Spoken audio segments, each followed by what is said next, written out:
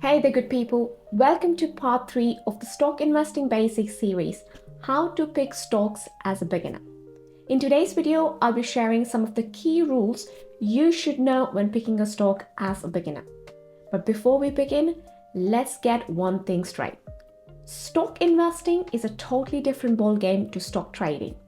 Investing is a buy and hold strategy where you gradually build a diverse portfolio of stocks based on your risk tolerance with an intention to build wealth over a long time frame. So investors buy and accumulate stocks over a long period until a point where the stocks are overstretched or there is a fundamental change, at which point they sell. Whereas stock trading is a much more hands-on active strategy where you buy and sell in short intervals, trying to profit from every swing in the market. In stock trading, you're fighting the bull and the bear on a frequent basis, while stock investing ignores short-term market turbulence for long-term gains. That's just a brief difference between stock investing and stock trading. Today's topic is about stock investing. I'd like to remind you very quickly that this is part 3 of the Stock Investing Basics series. I'll leave a link to part 1 and 2 in the description. On that note, let's get started. Rule number 1 in stock picking process is to understand the game you're playing and what the odds are. Whether you want to become the next legendary investor or you want an entry into the stock that could make you a millionaire, it is crucial you understand the stock market game and the odds of winning or losing it. Meet Burton Malkiel, an asset manager and an author. In his best-selling book, A Random Walk Down Wall Street, he claims you could train a chimpanzee to throw darts at a financial newspaper and it could beat the experts in stock selection. Basically, it has been proven that even experts are no better at predicting a stock's future. So, are all bets off for an aspiring common investor? Well, not really. If training chimps isn't really up your street, there are a few ways you can pick your stocks.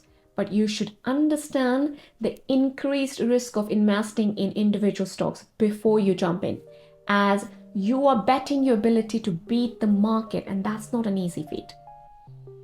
Rule number 2, determine your stock investing style. Suppose you know what you're getting into and understand the risks of stock investing and you want to give stock picking a try. But how do you go about picking winning stocks to invest in out of a sea of gazillions? Zeroing in on a good stock isn't easy due to the sheer volume of companies. This is where Stock Screener comes in as a handy tool. Thank God for internet. A stock screener is a database of stocks that help find stocks that match a set of variables provided by the user. There are many stock screeners online and most are free. But for today's demonstration, I'll be using wallstreet.com. But you can use any stock screen of your choice available in your country. Here is how it looks. So the question is, how do we whittle down the list? This comes down to the stock investing style you would like to employ. There are 2 fundamental styles, value investing and growth investing. Value investing was popularized by this legend here, Mr. Buffett, who needs no introduction. It seeks for stocks that are currently underpriced by the market. In other words, they are lower than their intrinsic value and are available at a bargain, and therefore expected to eventually go up in value to match its intrinsic or fair value, promising better returns. So let's go back to the stock screener. Some of the stock screeners have a curated list of undervalued stocks for you to analyze, but I like to set my own filters. Typically, when picking value stocks, you should look for these things. First, intrinsic value or fair value. Select stocks that are trading below their intrinsic or fair value.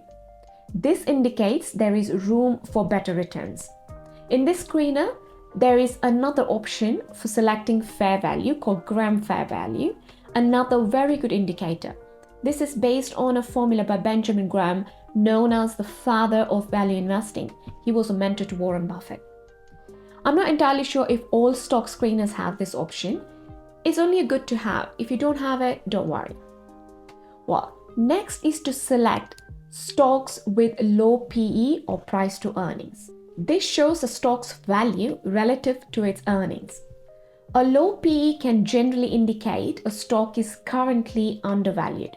You could either manually set a low PE here. A PE between 0 and 15 is considered good for a value stock, but I always prefer comparing PE with industry averages as it gives more reliable result. So I select this option. Next, we want stocks with a low price to book ratio. This shows the company's current market value in relation to the book value of its assets. A low PB indicates a stock is undervalued and your investment will have more room for growth. So once again, you could manually set a low PB here, but PB below industry average is a better indicator. So I select this option. Next is positive debt to equity. This shows how much financial leverage a company is using. In other words, it's debt in relation to shareholders' equity. It's best to avoid companies that have high debt. So we select healthy here. Next, look for positive earnings growth year on year and for the past 5 years.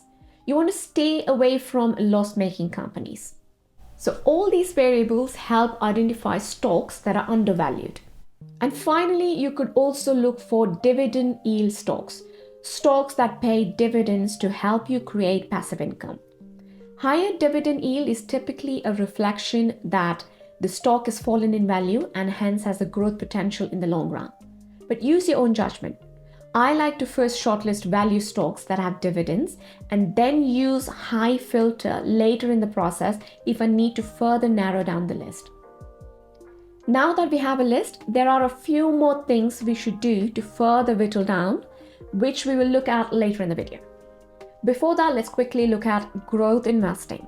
Unlike value investing, growth investing seeks for stocks with high growth potential.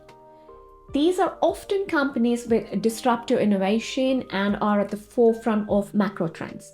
Often they reinvest their earnings and take on more debt to expand rapidly.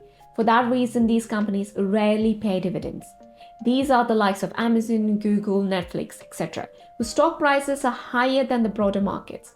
So if you're looking for stocks with exponential growth, then this style of investing is something you could consider. However, be mindful that growth stocks tend to be more volatile and thus susceptible to higher risk. For instance, this side of the table may tell you how if you had invested in Amazon or Netflix 10 years ago, you would have been a millionaire by now. But we rarely hear about the hundreds of companies that fail to innovate and therefore go bankrupt. So choose wisely. Right then, what to look for when identifying growth stocks? Once again, with the help of a stock screener, you should be able to narrow down the list.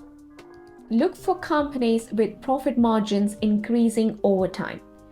You could assess this by first looking at their PE ratio. So first we choose PE versus industry as that's a fair comparison. And then select medium to high PE stocks within that list. Growth stocks tend to have higher than average PE, meaning the stock price is significantly higher compared to industry average, unlike value stocks. Also look for strong revenue growth. You should see significant increase in the sales revenue over time. Select high revenue growth year on year and positive over 5 years. Next, select positive earnings growth year on year and over the past 5 years. Once again, as a beginner, it's best to stay away from stocks that are not profitable yet. Next, look for stocks with high ROE or return on equity. This shows a company's profitability from an investor's point of view. A strong ROE is sustainable in the long run. Finally, the debt to equity ratio. Always look for a positive debt to equity ratio, which is less than 2. And there you have your list of growth stocks. So this entire process of analyzing a stock is known as quantitative fundamental analysis. In addition to the ratios and financials, you must also keep your ears and eyes peeled to pick on any socio-economic changes to the business through corporate press releases, financial events, and investor presentation reports, which accounts for qualitative analysis. I have a video on basics of fundamental analysis where I cover all these aspects in a bit more depth.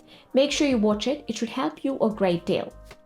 Moving on, rule number 3 is to understand the business you want to invest in. So once you've identified your investing style, whether value or growth or both, and whittle down the list of stocks, the next step is to understand the business behind those stocks. Remember, a stock is not a scratch card. When you buy a stock, you're buying a piece of ownership in a business, so you better treat it that way. But you don't need to be an expert.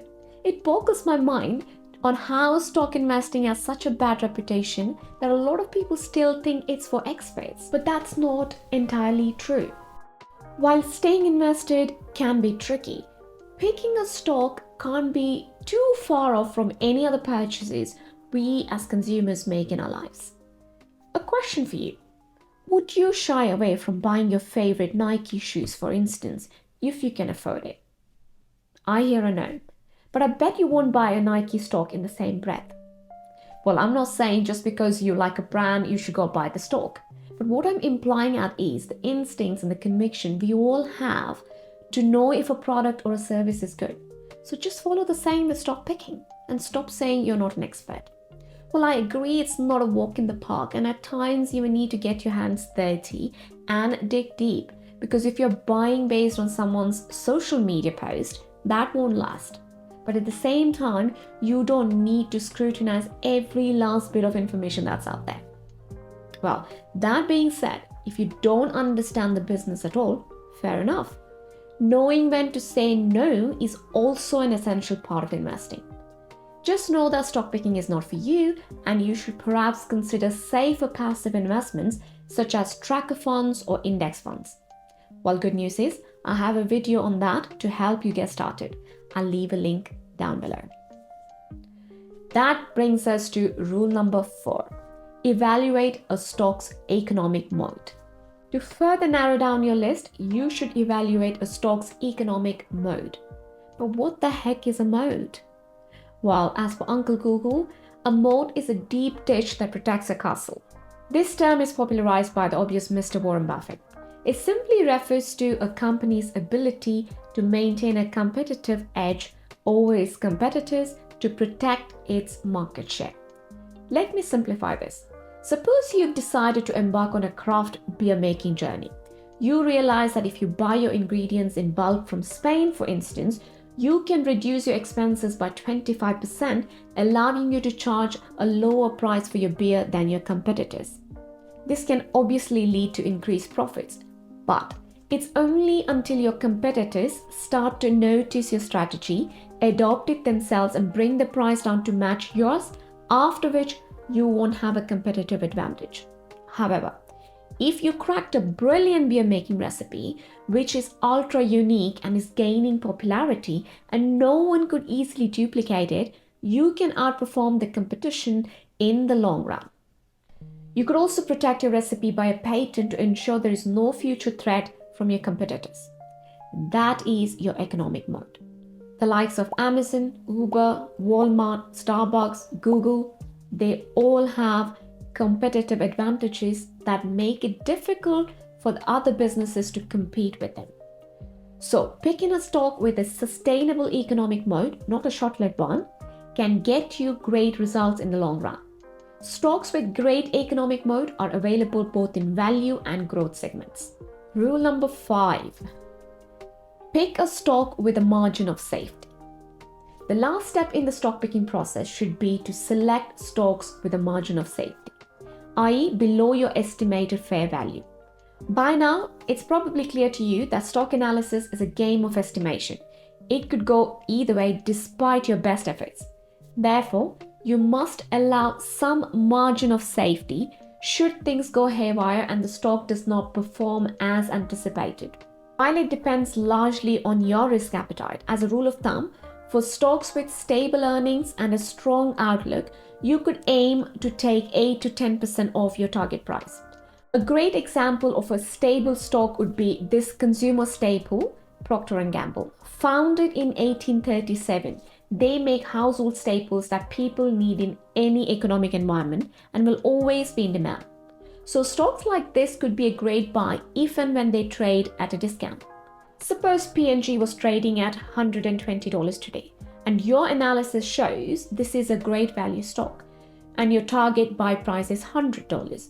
So conservatively, you can apply 10% to your target price and buy the stock only if it falls below $90. So the difference of $10 between your initial target price of $100 and the actual price you pay to buy a stock, which is $90 in this instance, is your margin of safety.